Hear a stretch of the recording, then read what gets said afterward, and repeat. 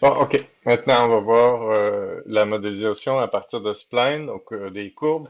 On va donc créer une courbe qui va faire là, la totalité du chemin du corps. Euh, c'est bon. Donc, d'abord, je vais voir avec vous là, les outils, puis ensuite de ça, on va commencer la modélisation du corps. Donc, ici, ce que je vais faire, c'est que, donc d'habitude, on est en polymodeling, dans le menu modeling. Maintenant, on va aller dans Curves. Donc, celui qu'on va utiliser, c'est le troisième à partir de la gauche. Donc, c'est Curve Tool. Donc, ce tool-là, ce qu'il cherche à faire, c'est il va faire donc une courbe à partir de points qu'on va dessiner, qu'on va positionner donc dans l'espace 3D. Fait que là, je recommence, là, je prends des points, je sélectionne l'outil, puis là, donc, je clique avec des points, puis je peux click and drag là, pour évaluer là, comment la courbe va fonctionner aussi. Pour sortir du mode d'édition, on va aller en Object Mode. Fait on peut faire Q pour sortir du tool, puis ensuite de ça, Object Mode, on tombe en vert versus en bleu.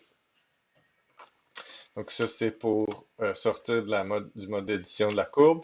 Donc si jamais je veux l'éditer à nouveau, je clique directement sur la courbe, clic droit, excusez, puis on va faire Control Vertex. Donc on peut aller sélectionner des petits points, les points qu'on a créés, qu'on a dessinés, puis après ça, aller les bouger dans le monde.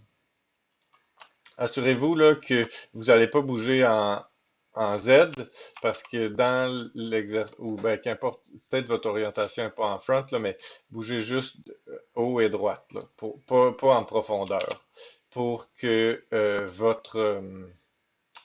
parce qu'on va créer un cercle en aplati, puis après ça, on va changer sa dénivellation là, euh, en profondeur. Donc, ici, je sélectionne mes points. C'est ça, je peux éditer ma courbe comme je veux. Maintenant, si je veux, donc je retourne en Object Mode juste pour vous montrer. Si je veux rajouter un point, donc à même la courbe, je peux aller en mode je peux aller en Curve Point. Donc là, ma courbe va devenir bleue. Je vais sélectionner un point à même la courbe. On peut glisser là aussi pour être plus précis. Puis ici, je vais aller cliquer sur Not, Insert Not. Fait que là maintenant, il est sorti du mode de l'édition, puis il m'a créé un point à même la courbe. Donc, il est ici mon nouveau point. Donc, ça c'est bon. Je retourne en Object Mode, puis bon, je peux déliter maintenant. Donc, dans l'idée de modéliser le corps, donc la, la chose à faire, c'est donc de faire encore une fois cet outil-là, de créer des points. Vous voyez là, il y a une réflexion à même là, le corps, fait que parce qu'il est à peu près au centre, là, un peu partout. Fait que je vais l'utiliser comme guide visuel pour placer mes points. Fait que on en met, mais je dis pas de façon trop abondante. Plus il y en a, plus ça va demander après ça à les éditer. Fait que c'est ça. Fait que je fais juste positionner des points.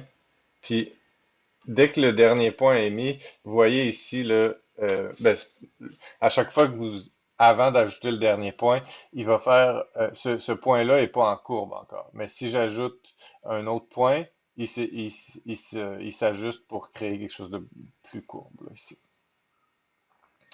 Donc, je vais simplement positionner mes points à même la courbe.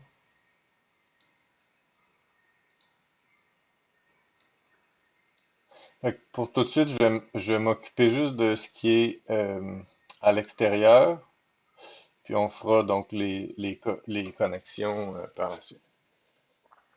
Puis je vais finir un petit peu plus loin, juste pour dire, pour avoir à pas créer de nouveaux points là. Donc, Là, j'ai fait ma sélection. Vous le savez, ben pas ma sélection, mais ma courbe. Vous savez, c'est pas parfait. On voit que ça suit pas du tout là, à certains endroits. C'est correct, on va juste éditer les points. Donc, je vais faire Q pour sortir du mode d'édition. Si jamais ça vous met pas en vert tout de suite, vous pouvez aller en Object Mode. Maintenant, directement sur la courbe, cliquez droit, puis Control Vertex.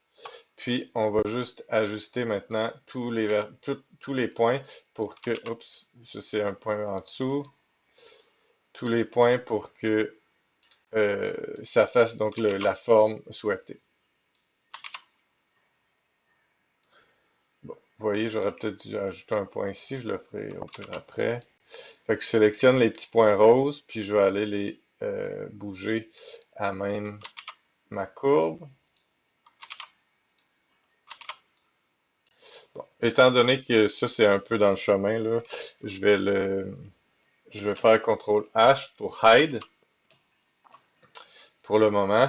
Puis pour le remettre quand c'est grisé comme ça veut dire que c'est caché. Vous pouvez faire Shift H pour le faire réapparaître. Donc CTRL H pour disparaître, Shift H sur l'objet pour le faire réapparaître. Donc là, c'est ça, je vais juste le recacher. Je vais sélectionner ma courbe. Donc CTRL Vertex.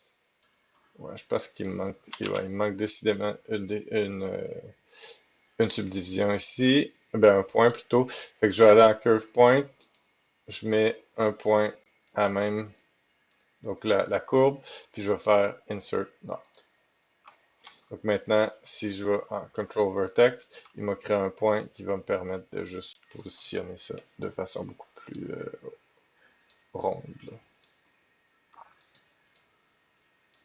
Fait que ça, c'est du rinse and repeat, là. Donc, c'est vraiment, on va faire toute la correction des, des vertex jusqu'à temps qu'on ait quelque chose qui a un flow qui fait du sens. Fait que là, je le ferai pas là, de façon étendue. J'ai préparé des scènes qui, elles, sont prêtes, là, mais vous comprenez l'idée de donc suivre la géométrie. Maintenant, avec la courbe sélectionnée, donc, advenant que là, bon, je suis satisfait avec la façon que ça suit là, ma géométrie. Donc, ce que je vais faire, la prochaine étape, je vais aller faire Create, puis Sweep Mesh. Donc, ça, ce que ça va faire, c'est que ça va me créer donc une géométrie qui va suivre la forme de ma courbe. OK? Puis, donc là, évidemment, si on regarde le scale profile, ça, c'est le radius, donc la valeur du tour du cylindre. Donc là, il est un peu trop grand, donc je peux juste le glisser vers le bas pour aller diminuer donc mon scale profile. Puis, précision, je peux l'augmenter. Donc, précision, c'est la quantité de subdivision qu'il va reconnaître. Fait que là, ben, on essaie de garder ça quand même bas, mais sans que ça affecte la géométrie. Donc ici, c'est pas assez, donc il faudrait que j'en mette un petit peu plus, sinon je vais me rajouter des, euh, des points sur ma courbe. Donc, l'avantage de travailler comme ça, c'est que si je retourne sur ma courbe maintenant, puis que je vais juste isoler ma courbe, fait que je peux ici, ça c'est, excusez, c'est juste à côté, ici, donc isoler ma sélection. Je peux,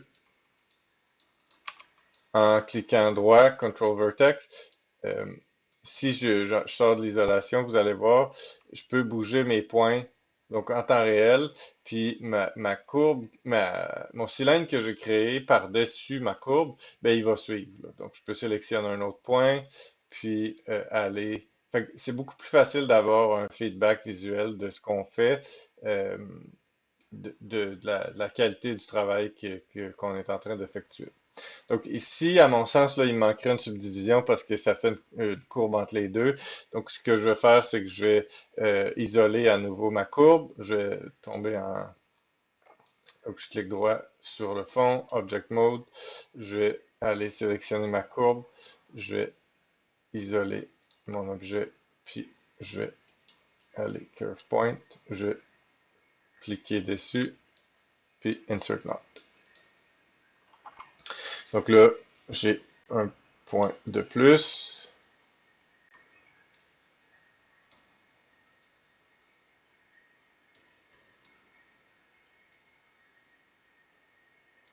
Fait que là, je vais raffiner donc ma sélection au fur et à mesure. Donc, c'est assez simple pour le moment. Par contre, c'est ça, parce que c'est vraiment juste comment on édite la courbe puis comment on édite le cylindre par la suite. Fait que là, si je quitte l'isolation, donc c'est ça. Ça me revient à mon viewport initial. Fait que là, comme je vous ai dit au début du cours, pour ce projet-là, on va travailler en smooth mesh. Fait que là, en ce moment, c'est de la géométrie qui est pas, qui est juste telle quelle. Donc, c'est pour ça qu'on en met un peu moins. On est mieux d'avoir moins de géo. Puis, quand on va faire le 3 sur votre clavier, donc ça va venir tout smoother là, la géométrie. Fait que là, ça va être notre feedback pour le résultat final. Donc, c'est vraiment ça qui va prévaloir. Si jamais, fait que, tu sais, l'idée, c'est vraiment juste de faire suivre les points et tout. Puis ensuite de ça, une fois qu'on est satisfait, euh, ce qu'on va faire, c'est qu'on va créer un duplicateur ici. Fait que je vais prendre je vais garder dans le fond mon essence, là, ma curve avec mon sweep tel quel. Donc, je vais, juste parce que si jamais je, je fais des erreurs par la suite, ben au moins j'ai pas besoin de refaire toutes ces étapes-là. Fait que je vais sélectionner mon sweep, je vais faire CTRL D pour faire un duplicateur. Donc vous voyez dans mon outliner, il m'a créé donc un nouveau sweep.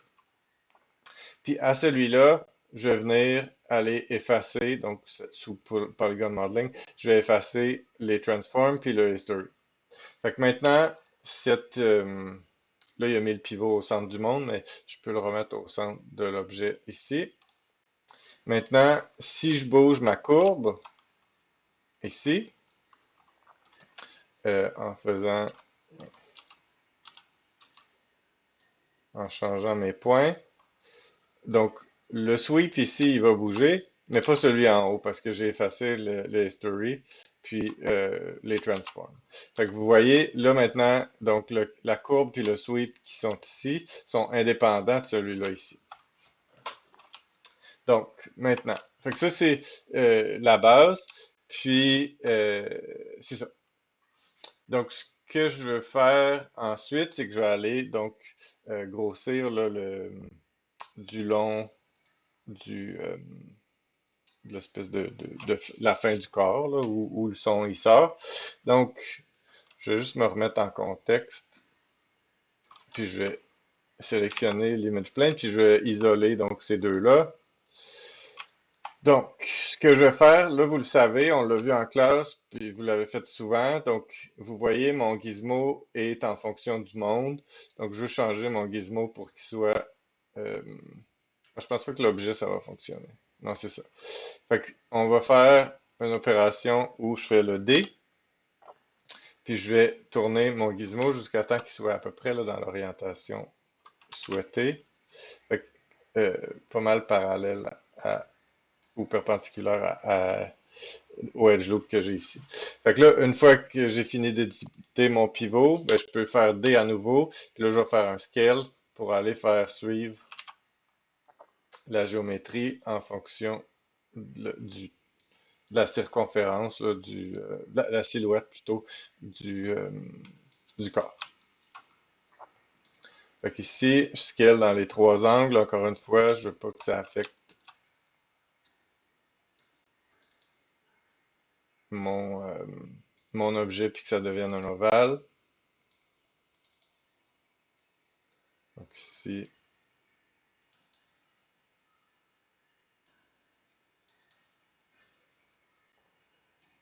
fait que je le fais un peu de façon approximative, là. Il faudrait que je le grossisse ici un peu plus. Fait que je peux sélectionner tout ça. Puis parce que mon pivot est dans la bonne orientation, donc je fais Shift double-clic. Parce que mon pivot est dans la bonne orientation, mais je peux après ça aller bouger exactement dans l'angle que je veux. Donc, je vais prendre ça ici. Encore une fois, scale.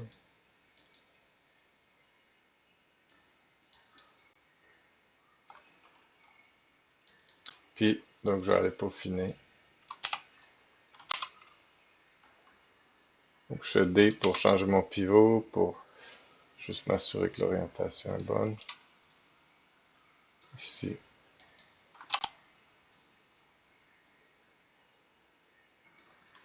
Bon, fait qu'en faisant 3 sur votre clavier, vous allez voir l'aperçu final pour l'objet. Fait que ça rapetisse toujours un petit peu l'objet, fait qu'assurez-vous que ça suive quand même bien la circonférence.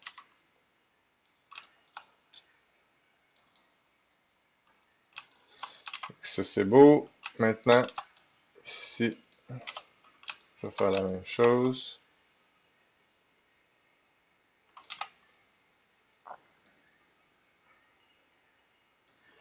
Fait que ça c'est bon. Parfait.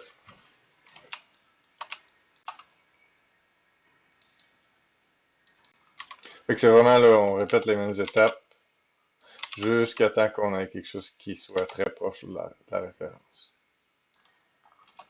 Euh, bon. Ce que je vous ai pas dit, par contre, là, vous allez pas m'aimer, là, parce que c'est vers la fin de vidéo, mais c'est que, c'est ça, ce que j'aurais fait, ce qui manque comme étape, là, donc je vais cacher cet objet-là, je vais revenir à ma courbe, donc, si je reprends la courbe, ici, ce que je vais faire, c'est que je vais sélectionner euh, le dernier, puis je vais faire, dans les tools, je vais aller faire Soft Selection, puis je vais le mettre à c'est pas symétrique que je veux. Ah, excusez, je suis pas dans le bon menu. Soft Selection, donc je vais faire Soft Select. Donc là, ça devient jaune ici. Je peux ajuster là, le radius. Donc ce que je veux, c'est, bon, pas trop, c'est que ce soit un petit peu. Puis ce que je vais faire, c'est que là, la transformation que je vais faire à partir de la sélection, donc j'ai juste un vertex de sélectionner, il va le faire de façon ça va avoir une zone d'influence sur tout le reste. Donc, si vous regardez là, ce step-là initialement, donc si je bouge ça ici, fait que le corps, on sait qu'il fait une espèce de tourbillon, là. Fait que en faisant ça comme ça, oups, bon, j'ai perdu mon objet. En faisant ça comme ça, quand je vais aller chercher mon sweep,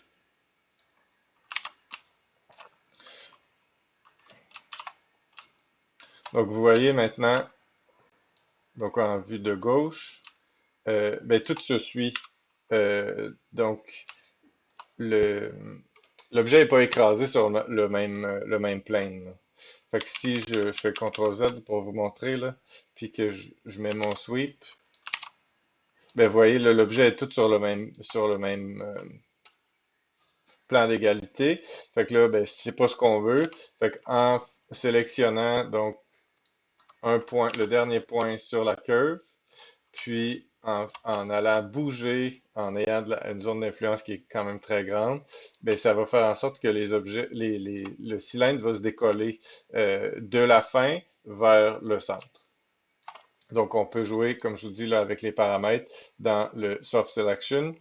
Ici, fait que ça, c'est le radius, donc la force jusqu'où ça affecte. Puis, donc, on peut le désactiver après. Le shortcut pour ça, c'est B.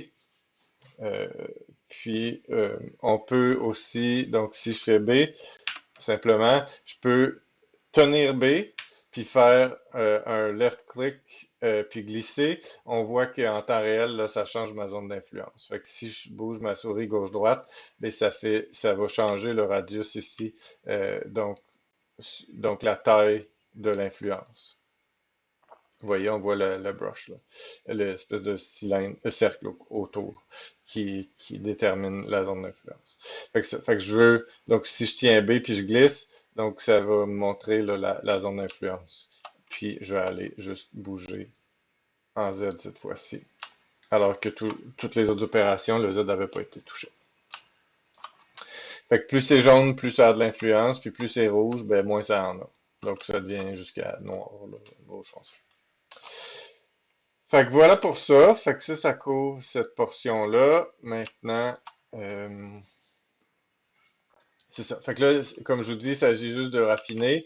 Je vais vous dire une dernière chose, là. Si jamais vous voulez bloquer l'image plane pour pas avoir à, euh, pour pas que ça nuise de pouvoir le sélectionner, ce que vous pouvez faire, vous pouvez aller dans le Channel Layer, le tab à droite, là, puis créer un nouveau layer. Fait qu'ici, il y a un layer avec un plus. Fait que cliquez, créer un nouveau layer. Fait que là, il y a un layer qui est créé, mais il est vide. Fait qu'on va juste faire Add Selected Object en ayant notre image plane de sélectionner. Donc, Add Selected Object. Donc, maintenant, dans mon layer, j'ai mon image plane. Puis, donc, je peux juste le mettre à... c'est tout ça ici? Ça, c'est visible. À R. R va faire Restrict. Fait qu'on ne pourra plus le sélectionner depuis le viewport. Fait que si je veux éditer ma courbe, ben, c'est beaucoup plus facile parce que là, je clique jamais sur l'objet en arrière. Fait que, en mettant donc l'image plane sur un layer, et ça fait que c'est ça, on peut restreindre là, l'utilisation. Pour le débloquer, ben, on fait juste changer ici. Donc, pour le remettre avec rien. Puis c'est ça. Donc, on va le mettre à R pour restrict. Fait que voilà.